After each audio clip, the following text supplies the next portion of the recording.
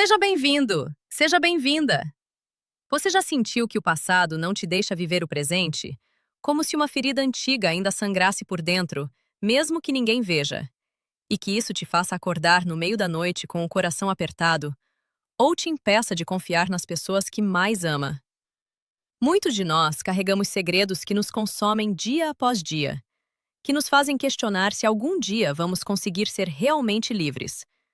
E talvez você esteja passando por algo parecido agora, ou talvez já tenha passado, e saiba exatamente do que eu estou falando.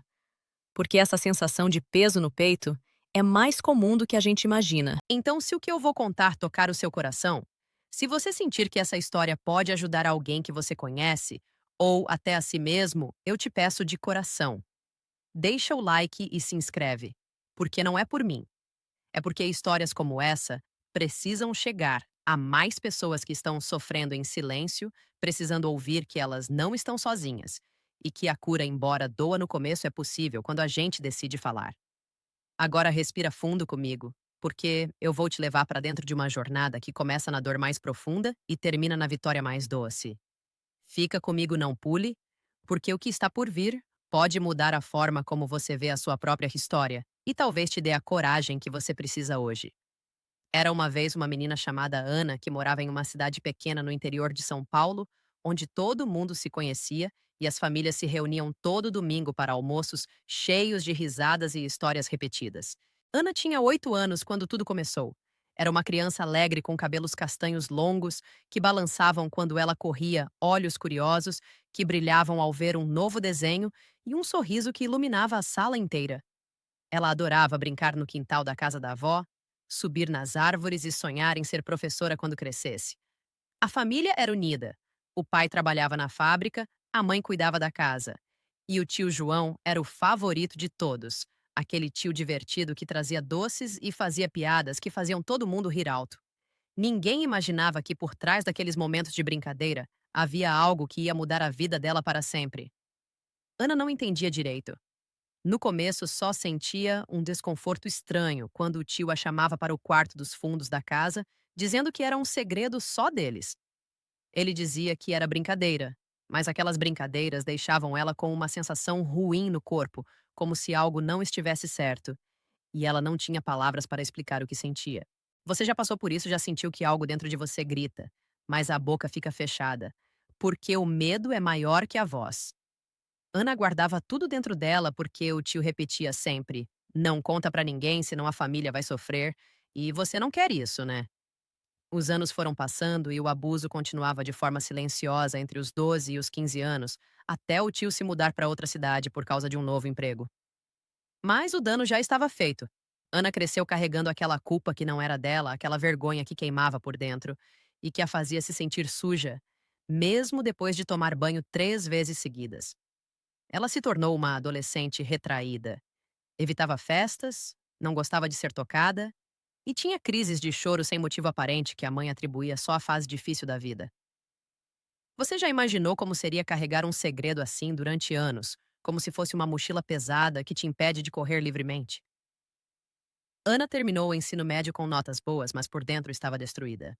Ela não conseguia se relacionar com ninguém de forma saudável, porque qualquer proximidade física a fazia lembrar daqueles momentos, e o pânico vinha forte como uma onda que afogava tudo. Aos 22 anos, ela se formou em pedagogia e começou a trabalhar como professora em uma escola municipal da cidade. Parecia que a vida estava melhorando. Ela adorava as crianças. Via nelas o brilho que ela um dia teve, mas toda vez que via um aluno mais quieto ou uma menina que evitava contato, ela sentia um aperto no peito, como se o passado estivesse batendo na porta de novo. A vida seguia, mas o peso não diminuía. Ana começou a namorar um rapaz chamado Lucas, que era gentil e paciente, mas mesmo assim ela travava em momentos íntimos, e ele não entendia por que ela se afastava de repente, com os olhos cheios de lágrimas. Eles brigavam e ela pedia desculpas, dizendo que era problema dela, mas nunca contava a verdade. O tio João voltou para a cidade alguns anos depois, agora casado e com uma filha pequena. A família comemorou o retorno como se nada tivesse acontecido. E Ana via ele nos almoços de domingo, sorrindo como se fosse o mesmo tio de sempre. Ela sentia o estômago revirar, mas fingia que estava tudo bem, porque falar significava destruir tudo que a família construíra. Até que um dia, durante um churrasco de família, ela viu o tio João brincando com a sobrinha dele de 7 anos no quintal do mesmo jeito que brincava com ela no passado. Aquela cena foi o estopim. O coração de Ana disparou, as mãos suaram, e uma voz dentro dela, que estava calada há 20 anos, começou a gritar. Você já sentiu aquele momento em que o corpo inteiro diz chega e a alma não aguenta mais ficar em silêncio? Ana passou a noite inteira sem dormir, relembrando cada detalhe, cada segredo, cada toque que não deveria ter acontecido. Ela chorou tanto que o travesseiro ficou molhado e no dia seguinte decidiu que não ia mais carregar aquilo sozinha. Mas a dúvida veio forte. E se a família não acreditar em mim? E se me chamarem de mentirosa? E se o tio negar tudo e eu ficar como a vilã da história? Ana passou semanas lutando contra si mesma. Ela marcava consultas com psicóloga e desmarcava porque o medo era maior. Trabalhava com as crianças na escola e via nelas o reflexo da sua própria infância, e isso a motivava, mas também a aterrorizava. Um dia, ela encontrou uma carta antiga que tinha escrito para si mesma aos 12 anos, escondida no fundo de uma gaveta. Nela, Ana, de 12 anos, escrevia: Eu não mereço isso, mas não posso contar porque vão sofrer. Aquela carta foi como um soco no estômago. Ela leu e releu e chorou de novo, mas dessa vez as lágrimas eram diferentes. Eram de raiva e de força. A coragem começou a nascer ali devagar, como uma chama pequena que vai crescendo até virar incêndio. Ana pesquisou sobre leis de abuso infantil no Brasil, sobre o quanto o silêncio protege o agressor e como a denúncia pode salvar outras vidas. Ela leu depoimentos de outras mulheres que tiveram coragem e viu que muitas delas encontraram paz depois de falar. Você já pensou, e se fosse com você, e se o seu silêncio estivesse protegendo quem te machucou em vez de te proteger? Ana marcou a primeira consulta com uma psicóloga especializada em trauma e, pela primeira vez na vida, contou tudo em detalhes. A psicóloga ouviu sem julgar e disse: Ana, você não é culpada. E o que ele fez tem nome e é crime, e você tem o direito de buscar justiça.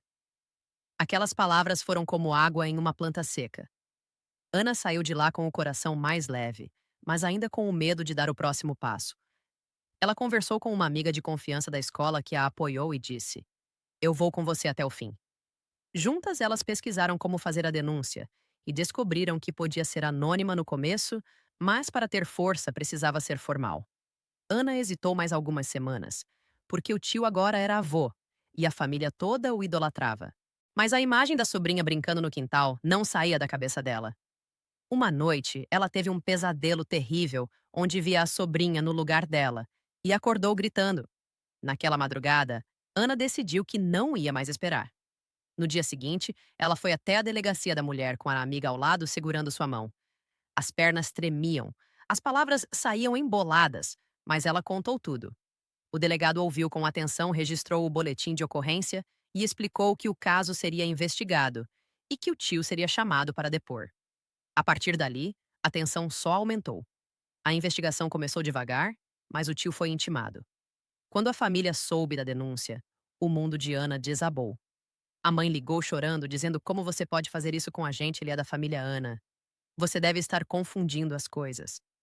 O pai não falou com ela por dias, e os tios e primos mandavam mensagens acusando ela de querer destruir a família por causa de inveja ou loucura. Ana se sentiu sozinha como nunca, mas a psicóloga e a amiga a seguravam firme, repetindo que a verdade sempre vence no final. O tio negou tudo. No depoimento, disse que era invenção dela, que ela sempre foi uma menina problemática e que estava inventando para chamar atenção. Aquela negação doeu mais que o abuso, porque confirmava que ele ainda era o mesmo manipulador de sempre. Mas Ana não desistiu. Ela entregou a carta antiga como prova e a psicóloga escreveu um laudo detalhando o trauma que ela carregava. A polícia começou a investigar mais a fundo e descobriu que outras duas primas distantes tinham sofrido o mesmo, mas nunca contaram. Aquela revelação foi uma reviravolta que deu força ao caso. Você já sentiu que quando decide falar, o universo começa a conspirar a seu favor, mesmo que pareça o contrário no começo? Os meses seguintes foram de pura batalha.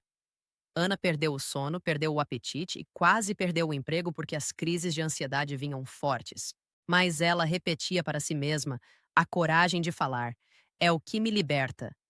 A coragem de falar é o que me salva.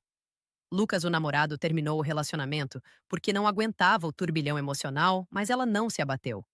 Em vez disso, usou aquela dor para se fortalecer mais. O processo judicial avançou e chegou o dia do julgamento. Ana entrou no fórum com o coração na boca, vestida com uma blusa simples jeans e o cabelo preso porque queria se sentir ela mesma sem máscaras. O tio estava lá algemado pela primeira vez na vida, e quando os olhos dele se encontraram, ele baixou a cabeça. Os advogados apresentaram as provas, os laudos, os depoimentos das outras vítimas, e Ana subiu no banco das testemunhas. Ela falou com a voz firme no começo, mas aos poucos as lágrimas vieram, e ela contou tudo sem esconder nada. O juiz ouviu em silêncio e, no final da sessão, anunciou a sentença. O tio João foi condenado a 12 anos de prisão por abuso sexual infantil e estupro de vulnerável. A sala inteira ficou em silêncio e Ana sentiu um alívio tão grande que as pernas quase falharam. A grande virada tinha acontecido. Tudo que parecia perdido no limite da dor se transformou em justiça. Depois do julgamento, a vida de Ana mudou de forma profunda. O tio foi levado para a prisão e a família, aos poucos, começou a entender a gravidade do que tinha acontecido. Alguns pediram desculpas, outros ainda resistiam. Mas Ana não precisava mais da aprovação deles para se sentir inteira. Ela continuou a terapia e começou a frequentar um grupo de apoio para vítimas de abuso, onde contava sua história e ouvia outras. Aquelas mulheres se tornaram sua nova família. E juntas, elas criaram um projeto na escola onde Ana trabalhava para falar sobre prevenção e coragem de denunciar. Ana aprendeu que o perdão não significa esquecer, mas sim soltar o peso para poder voar. Ela conheceu um homem chamado Pedro que a respeitava, entendia seus limites e a amava exatamente como ela era, com cicatrizes e tudo. Eles se casaram em uma cerimônia simples no quintal da casa nova que compraram, e Ana sentiu pela primeira vez na vida que o futuro era dela. A transformação foi clara. A menina que se escondia no quarto agora era uma mulher que falava em palestras para centenas de pessoas, incentivando outras a denunciarem. Ela aprendeu que a coragem não é a ausência de medo, é agir apesar dele. O que ela viveu significava que o silêncio mata, mas a voz liberta. Ana repetia sempre: a coragem de falar salva vidas. E a minha salvou a minha e pode salvar a sua também. Nos anos que se seguiram, Ana se dedicou a ajudar outras vítimas. Viajou para outras cidades, deu entrevistas em rádios locais e até escreveu um livro pequeno, contando sua jornada sem nomes reais, mas com toda a verdade emocional. Ela via as crianças da escola crescendo mais seguras, porque agora havia um protocolo de denúncia e os professores eram treinados para identificar sinais. O tio cumpriu parte da pena e, quando saiu em liberdade condicional, Ana soube, mas não sentiu mais raiva, só uma paz profunda, porque ela tinha construído uma vida que ele nunca poderia tirar. A mensagem que ela levava para quem ouvia era simples: comece pela sua voz, porque ela é a ferramenta mais poderosa que você tem contra o que te machucou. Ana mudou completamente de dentro para fora. O olhar que antes era triste agora brilhava com propósito. O sorriso que era forçado agora era genuíno. E o coração que era pesado agora era leve como uma pluma. Ela aprendeu que a superação não apaga o passado, mas transforma ele em força para o presente e esperança para o futuro. E o mais importante, ela entendeu que denunciar não é vingança, é justiça e amor próprio e proteção para quem vem depois. Se você está ouvindo isso e sente que o peso do silêncio está te sufocando, saiba que você não está sozinho, que a sua história importa e que o momento de falar pode ser agora. A coragem de Ana não foi mágica, foi construída dia a dia com lágrimas, terapia, apoio e decisão. E a sua pode ser igual. Agora me conta aqui nos comentários o que você achou dessa história, se ela tocou você de alguma forma e se você já viveu ou conhece alguém que viveu algo parecido. Compartilha a sua experiência, se sentir à vontade, porque o seu relato pode ser o empurrão que alguém precisa hoje. E me diz de onde você está assistindo, se é de São Paulo, do interior do Nordeste, ou de qualquer lugar do Brasil ou do mundo, porque aqui nesse canal a gente forma uma grande família que se apoia e se levanta junto. Fica com Deus ou com o que quer que te dê força, e lembre sempre, a coragem de falar é o começo da sua liberdade. A gente se vê no próximo vídeo, mas até lá cuida do seu coração e não esquece que você merece viver sem correntes do passado.